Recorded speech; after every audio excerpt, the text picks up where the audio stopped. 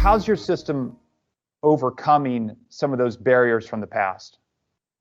One of our goals is that the eCare plan is an exchange format.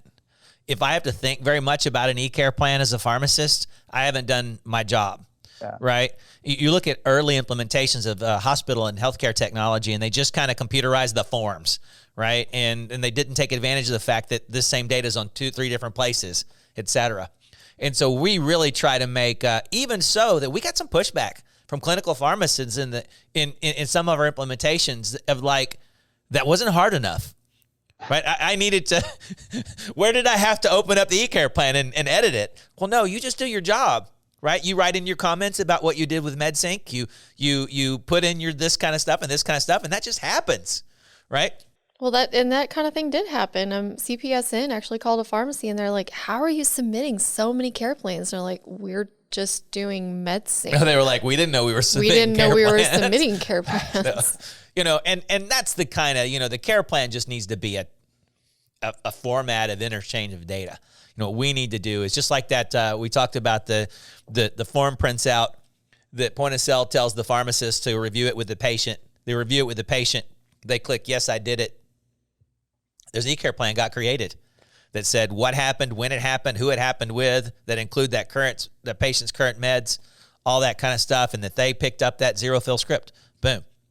And, we're even doing some stuff where you can define the routing of that can say this type of eCare plan this guy over here gets, and this type of eCare plan this guy gets, and this kind of eCare plan this kind of gets.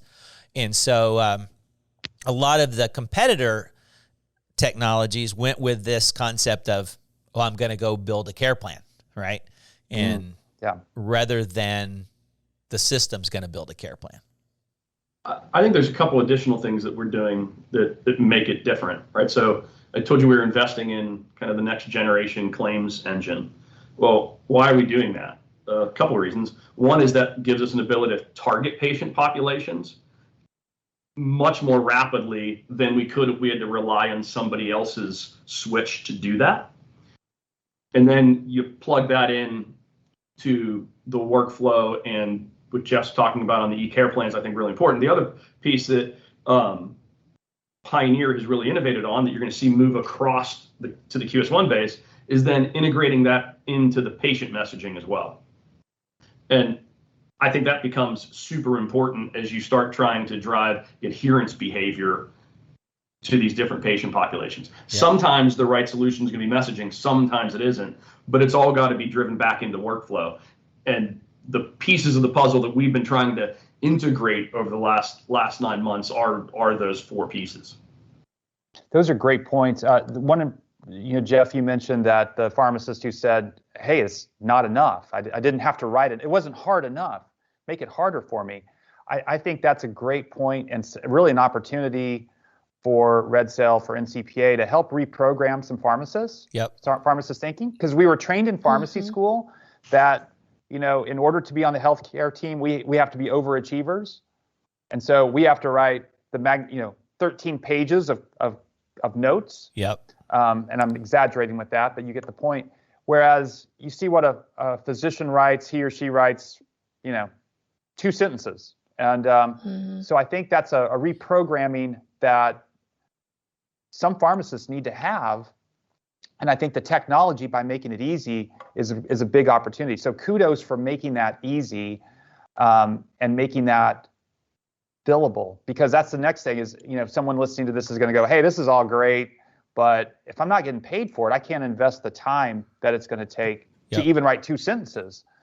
So I think the billing opportunity, what kind of billing opportunities, Kraig, in your response on the computer talk interview, you mentioned talking to payers or states, just kind of what kind of billing opportunities are you seeing?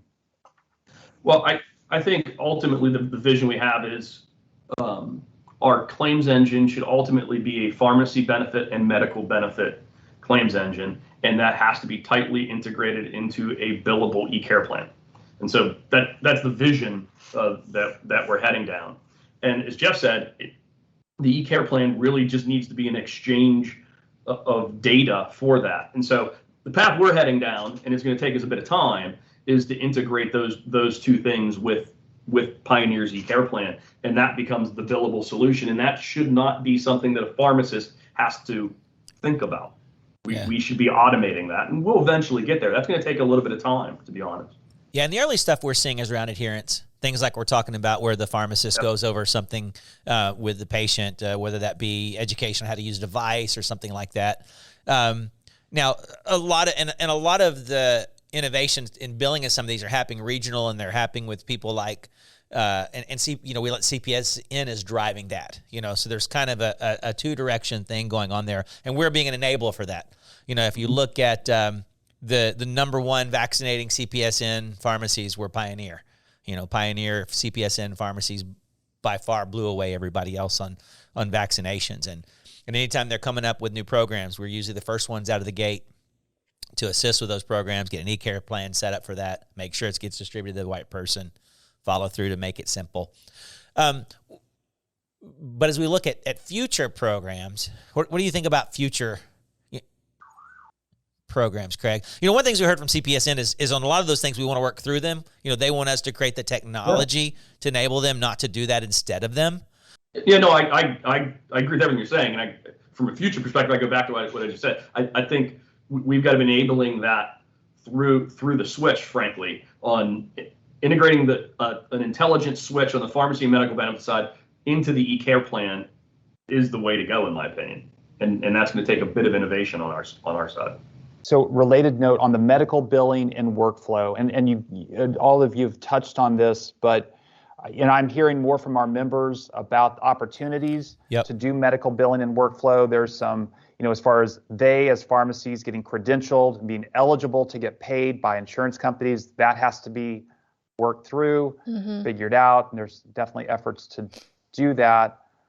But what are you guys seeing from, you could see a day when the pharmacist in workflow in their normal dispensing system is able to bill for a clinical service to major medical versus, going through the PBM. We have to route things instead of routing through the PBM. We have to stop routing transactions through the PBMs because we know what the outcome will be if we continue to do that. Yep.